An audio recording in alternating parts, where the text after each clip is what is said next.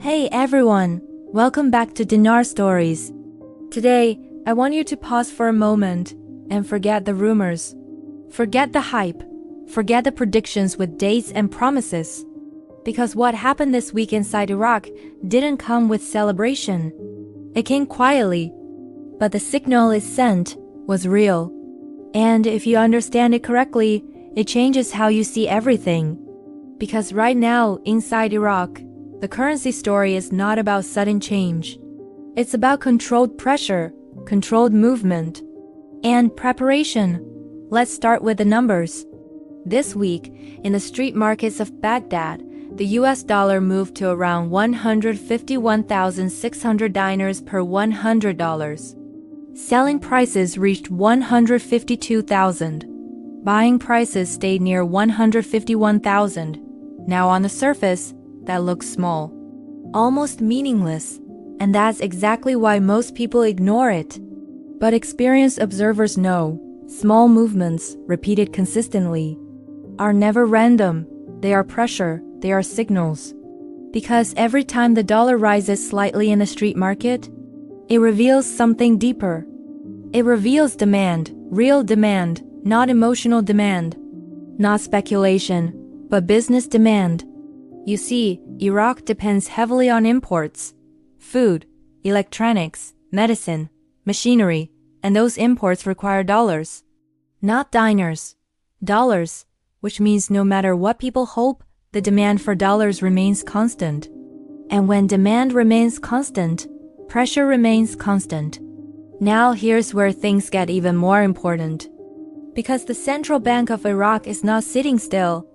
They are actively intervening. Every week, they inject millions of dollars into the system.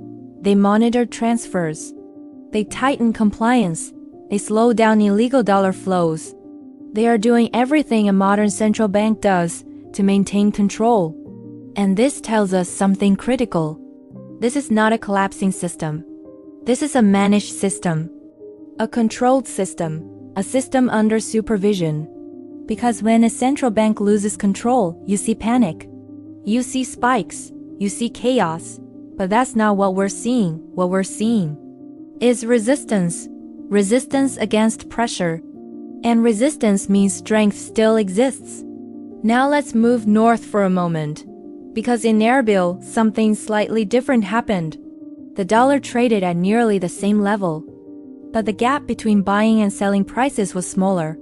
That may sound technical, but it matters. Because smaller gaps mean calmer markets. It means buyers and sellers agree more closely on value. It means less fear, less uncertainty, more balance. And balance is where stability begins, not suddenly, but gradually, quietly, step by step. Now let's talk about gold, because gold reveals emotion. Gold reveals trust.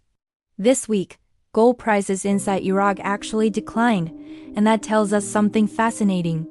Because when people lose confidence in currency, they run to gold. They hide in gold. They trust gold.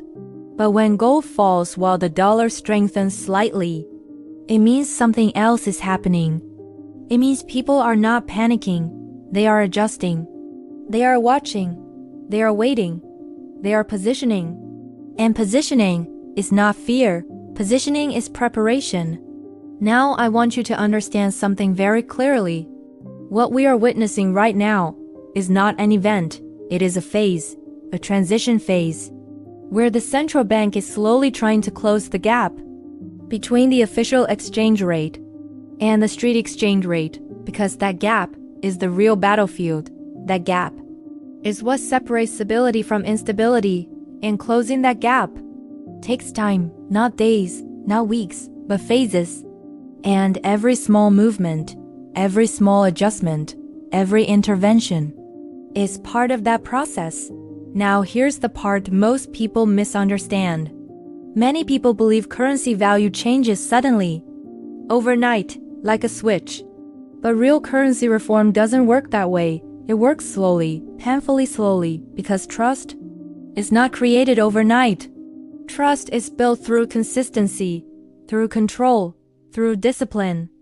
And that's exactly what Iraq is trying to establish. discipline, control, stability. Because without stability, nothing else works.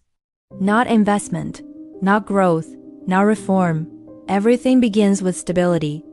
And stability is exactly what the central bank is fighting to protect. Now let's talk about what this means for you. Because this is where perspective matters most. If you focus only on daily price, you will feel emotional, frustrated, impatient.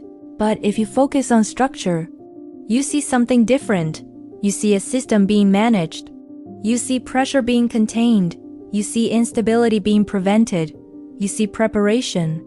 Not collapse, preparation. Because collapsing systems lose control. This system is still under control, and control means direction still exists. Now, does this mean something dramatic will happen tomorrow? No. Does this mean something is guaranteed? No. But what it does mean is that the story is still alive, still moving, still evolving. Because currencies that are ignored do not receive this level of intervention. They do not receive this level of protection. They do not receive this level of management. Only currencies with importance receive attention. And attention is exactly what the Iraqi dinar is receiving.